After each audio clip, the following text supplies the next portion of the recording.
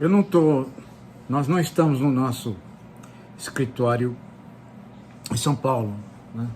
Nós estamos no interior de São Paulo, aqui na casa da minha mãe, e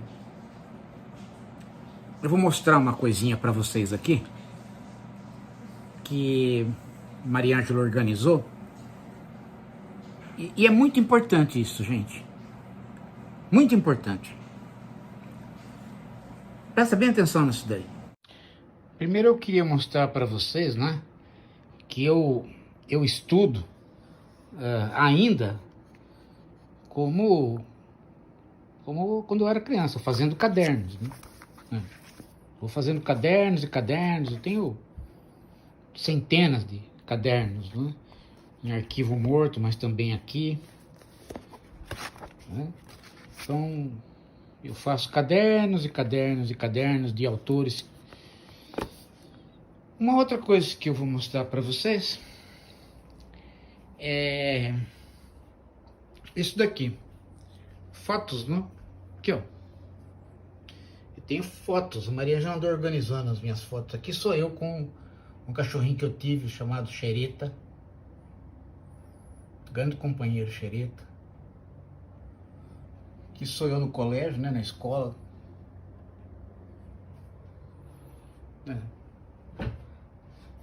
Esse aqui é meu pai, que era diretor da escola, me cumprimentando no 4º ano primário, né? Pelo diploma, pelo fim do curso. Aí minha mãe. Eu posso passar horas fazendo uma narrativa dessa foto para vocês, da história. Isso não era o Xereta, não, desculpa. Isso era o Banzé. O Xereta veio depois do Banzé. Isso era o Banzé. Eu posso passar horas contando para vocês a história minha e do Banzé. A Maria Ângela tem 40 anos de diferença de mim. Ela tirou muito mais fotos do que eu.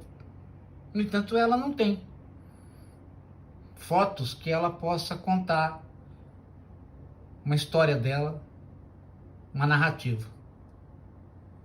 A geração Z não é capaz de ter narrativas.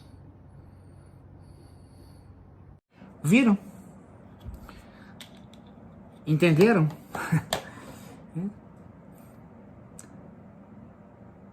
A geração que mais tirou fotos e que agora está ficando adulta, que é a geração Z, é a geração que menos fotos tem. É a geração que menos possibilidade tem de contar histórias. É uma geração muito mais informada que a minha. No entanto, é uma geração pobre em narrativas.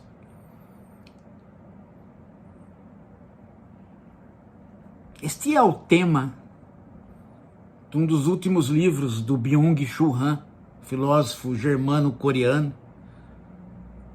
Mas esse também é um tema comum no Benjamin. É um tema que vem aí, né, oscilando por vários autores.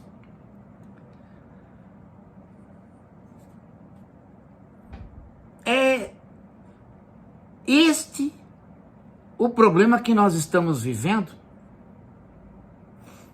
por conta da cultura digital. Eu estou falando isso, gente, para chegar na questão de um artigo de hoje, no Estadão,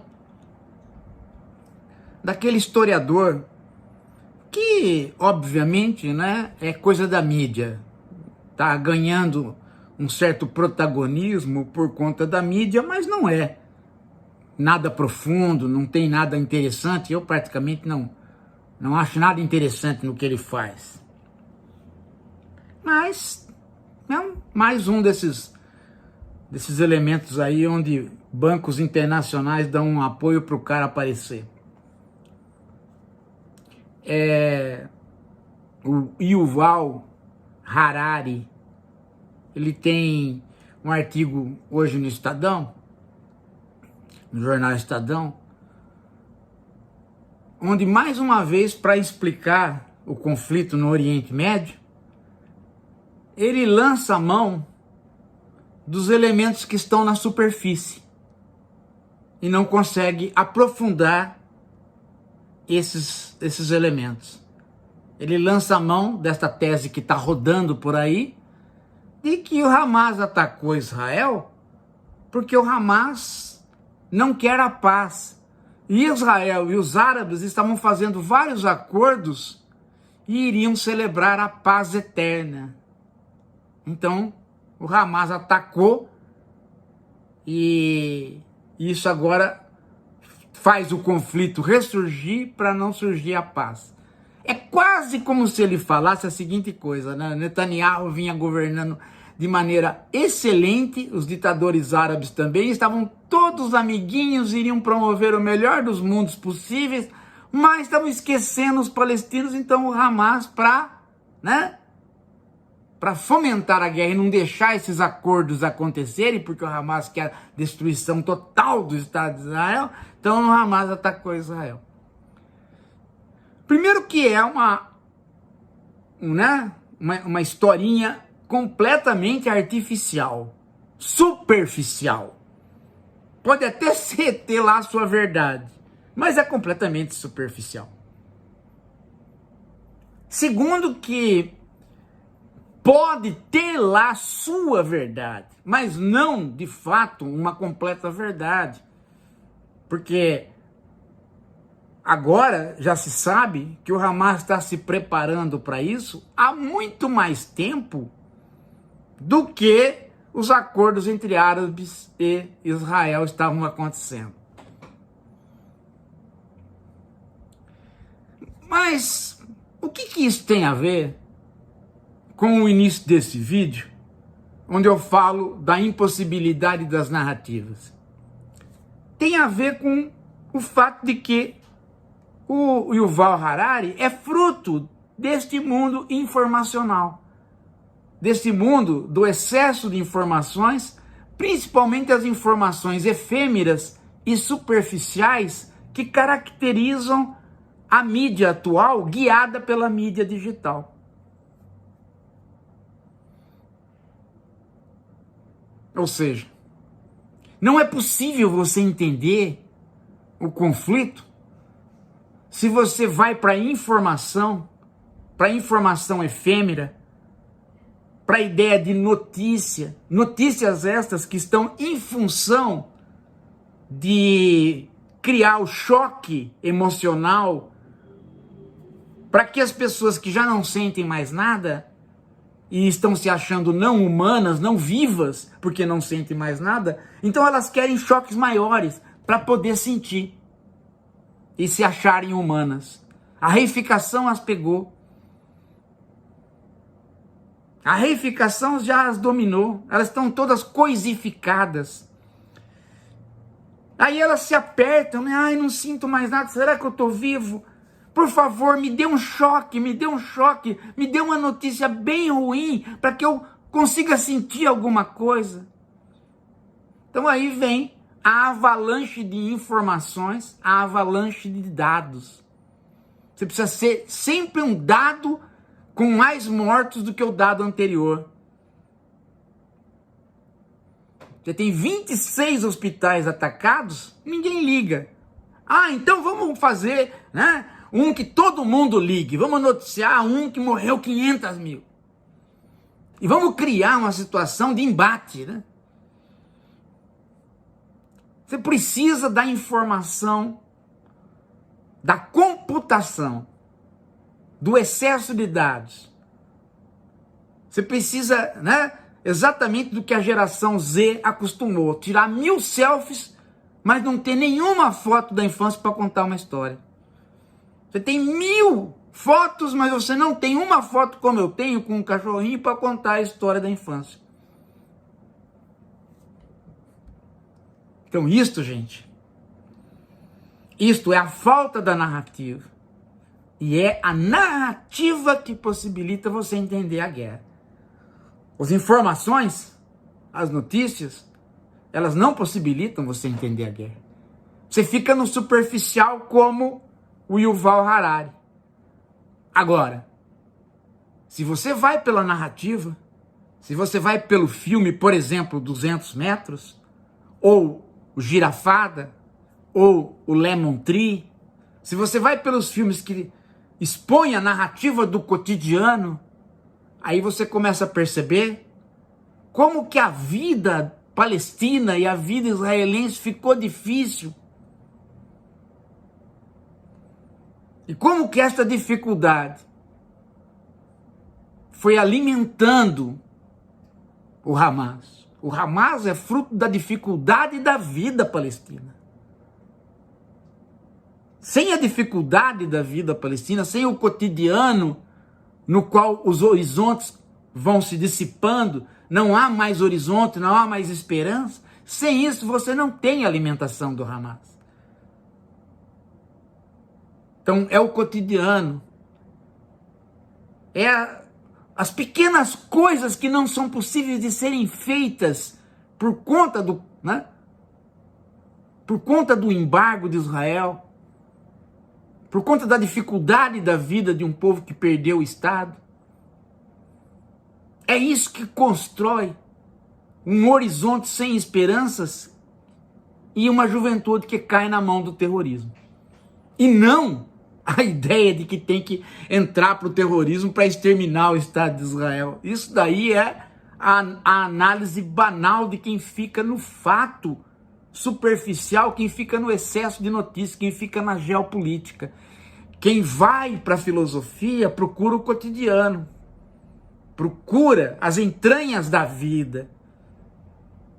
Quando você não tem mais nenhuma utopia, quando você não tem mais nenhuma esperança, quando cada coisinha simples não se pode ser realizada.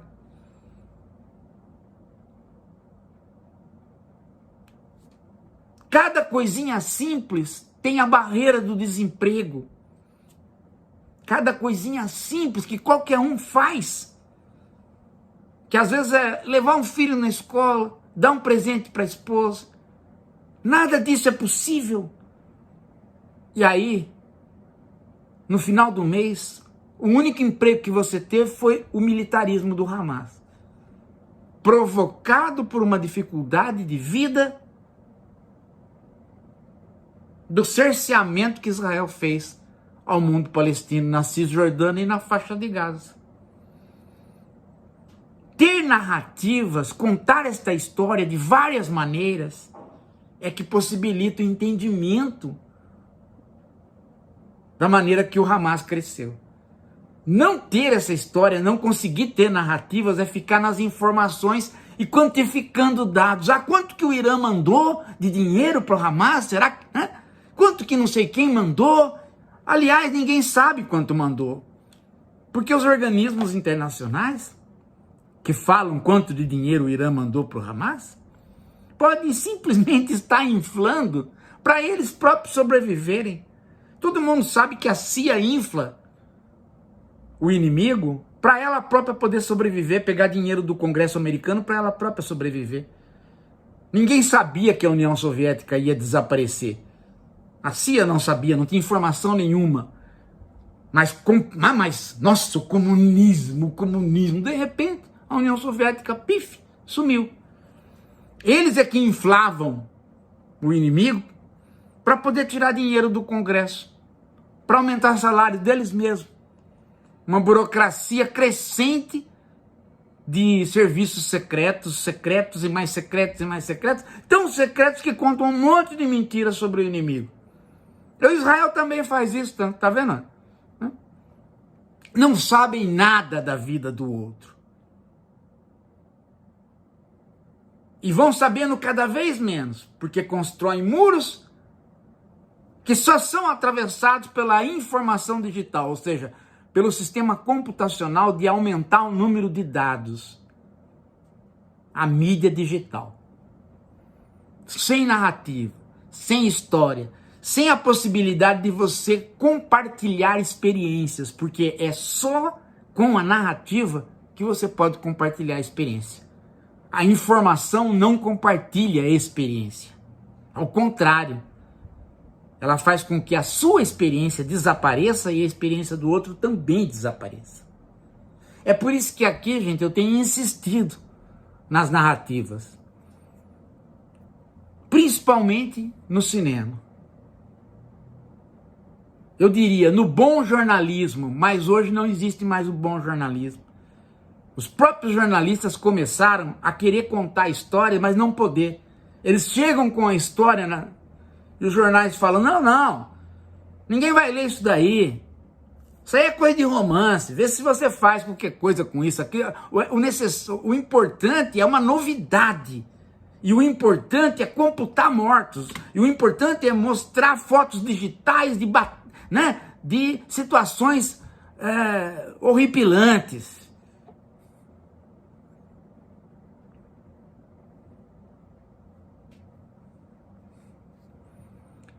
Você pode me dizer, professor, mas então a mídia digital é culpada? Sim, ela é culpada, mas você tem que entender ainda de maneira mais profunda do que isso.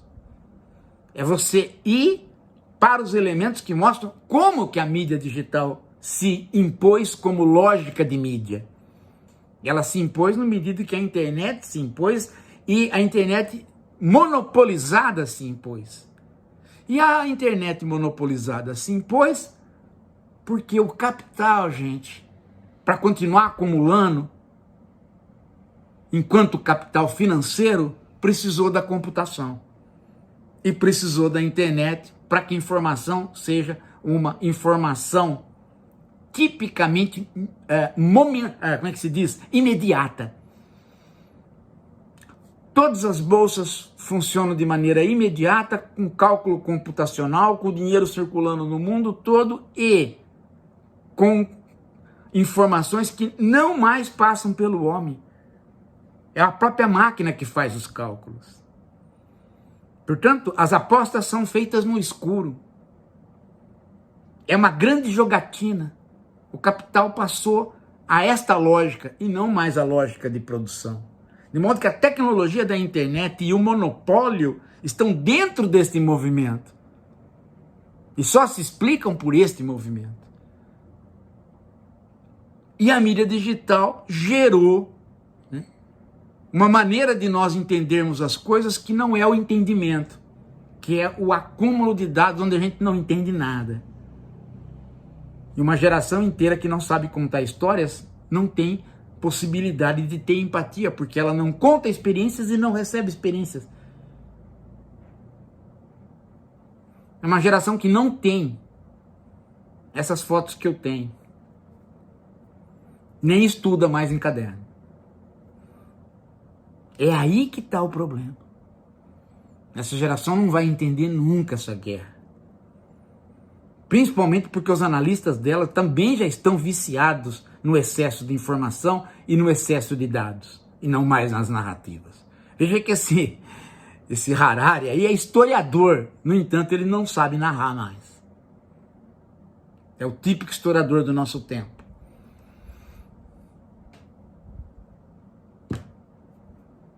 Um historiador que não sabe história, não sabe contar uma história. Os livros que você precisa para sair dessa situação estão aqui embaixo. Principalmente o semicapitalismo e o subjetividade maquínica.